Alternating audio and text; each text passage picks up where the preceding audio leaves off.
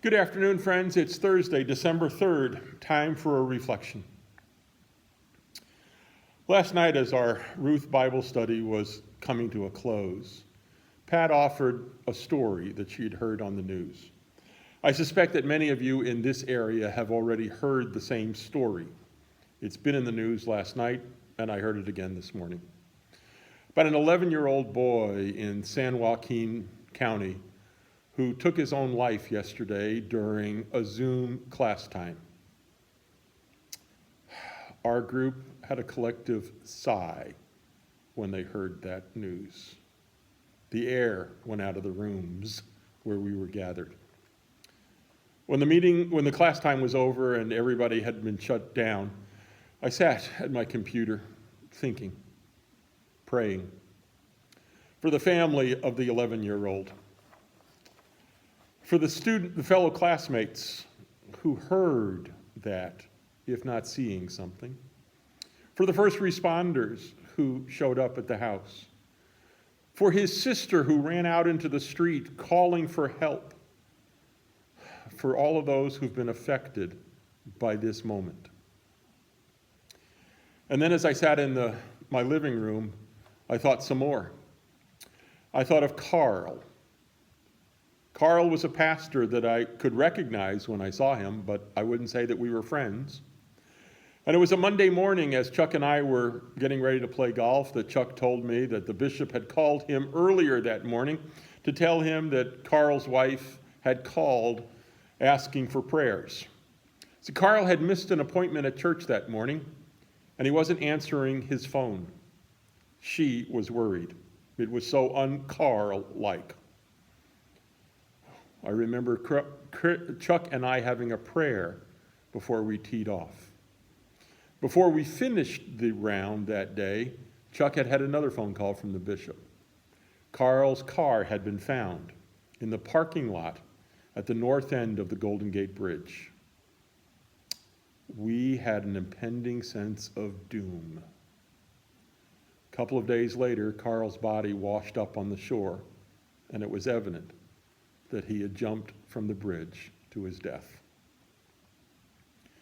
I remember also then a couple of months later that I happened to be at a gathering where Jean, Carl's widow, was talking to us, sharing with us some of the stories, mourning Carl's death. But I remember the words that she offered. It was not a single moment that caused Carl to do this. It wasn't just a single event. She had come to understand that it had been a long time struggle for Carl, which he had hid from her and their son. While I was serving in Santa Rosa, a local funeral home would call me from time to time asking if I would be willing to do a funeral for someone who had no church home, but they wanted a service.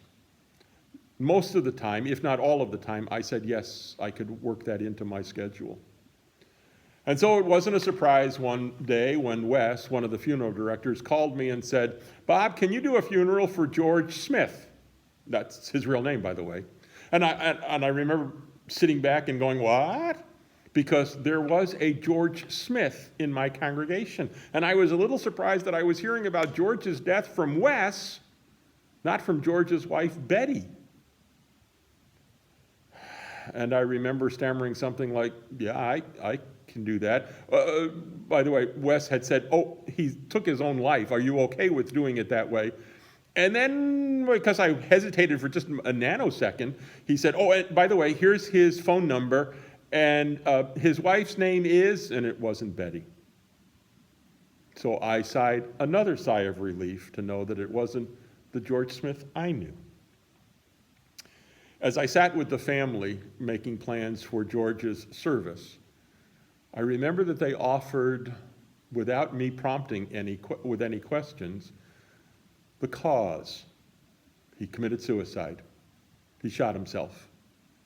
And then also offered, it wasn't a single event that caused George to do this. No, his widow said, it's been a long, decades-long, 4 decades long of struggle for George, and he finally did this.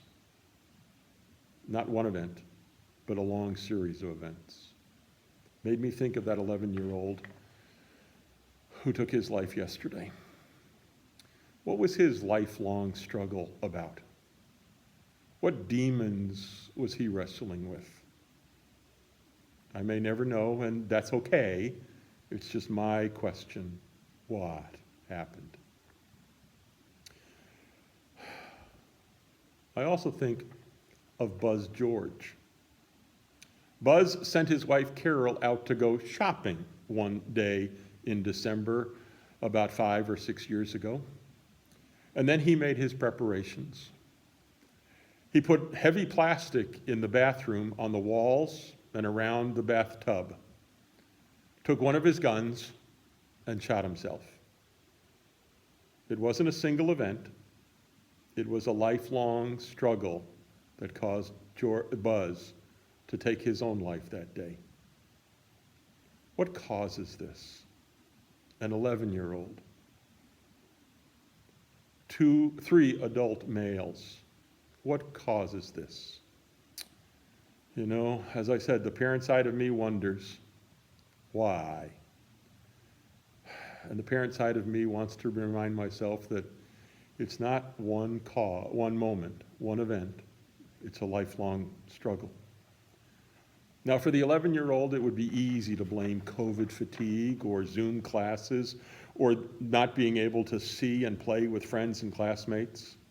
Now, all of that may indeed be true, but I'm sure there are other factors that are there that caused him to pull the trigger yesterday. And with those 3 suicides, I know that the history tends to be more than one moment, not just what's ever on the surface. It's always deeper. That makes me sad and concerned. Sad that someone feels so despondent and depressed and unable to see any other way out. Concerned because we are living in what I believe to be an unnatural time of life. Even the introverts among us look for, need to see, physically see, not through a camera or a Zoom, but see others. And the extroverts, some of them I know are going absolutely stir crazy because the greatest thing in their life is to be around a lot of people, to be celebrating, to be interacting, to be hugging, to be laughing, to be crying with. So what do we do? What can we do? Well, first of all, I think not judge people. Not judge the 11-year-old, not judge the Carls or the Georges or the Buzzes of the world because we haven't walked in their shoes. Second, we should recognize that not everyone is able to maintain their happy-go-lucky lifestyle right now, especially during this pandemic. Many are fighting the isolation. The fatigue of these last 8.5 months is wearing all of us down. I believe that's one of the reasons why we saw so many people pushing the gathering limits during Thanksgiving time. And I'm anxious about what will happen with Christmas, Hanukkah, and all the other end-of-the-year holiday time moments. Perhaps you are fighting the fatigue and looking forward to the end of this pregnancy and a birth of a new year, a renewed life, and a return to communal gatherings. Perhaps you are still living your happy-go-lucky life in the midst of this time, but still weighed down, but positive. Praying for the end of this pregnant time, the birth of a new year, a renewed life, and a return to the communal gatherings. Well, whichever side of life you're on, let me suggest one other thing for all of us to do. Reach out to others. Check in with other folks. Check in with a listening ear, a loving heart, and a somewhat silent mouth. Listen to hear how the other person is surviving this time.